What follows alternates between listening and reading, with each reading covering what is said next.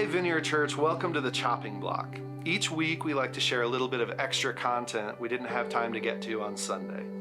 This week I shared as we started our Advent series called Heaven and Nature Sing, and we're borrowing that from the lyrics of Joy to the World. It's the 300th anniversary of Joy to the World this year. It was written by Isaac Watts in 1719. And so throughout Advent this year, we're going to borrow lyrics to help guide us through our Advent themes. And this week we talked about hope. We lit the hope candle, and I shared from Mark chapter 1 and talked about preparing the way of the Lord and how preparing is actually an act of hope. It's an act that activates our hope. One of the examples that came up in several of my points was the idea of hosting dinner parties. How we clean our house when we're expecting dinner parties. I talked about The Office and the dinner party episode that is so ridiculous. And there's another scripture that refers to dinner parties I want to read for you. Revelation 3:20 says, "Look, I stand at the door and knock.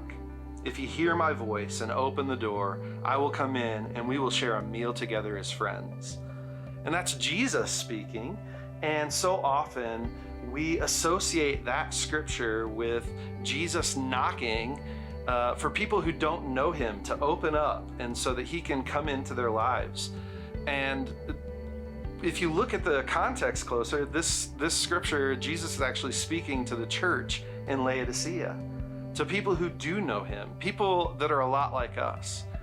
And just a few verses before this, we learned that they were lukewarm. They were neither hot nor cold. And so at some point they had prepared, but that preparation had gone unattended and become room temperature. This Christmas, as we prepare for Jesus coming, it's an active preparation.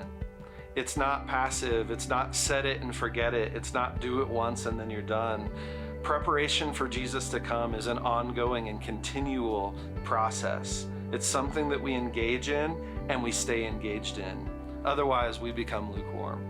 So I want to challenge you, keep preparing for the Lord's coming this week and all the days leading to Christmas.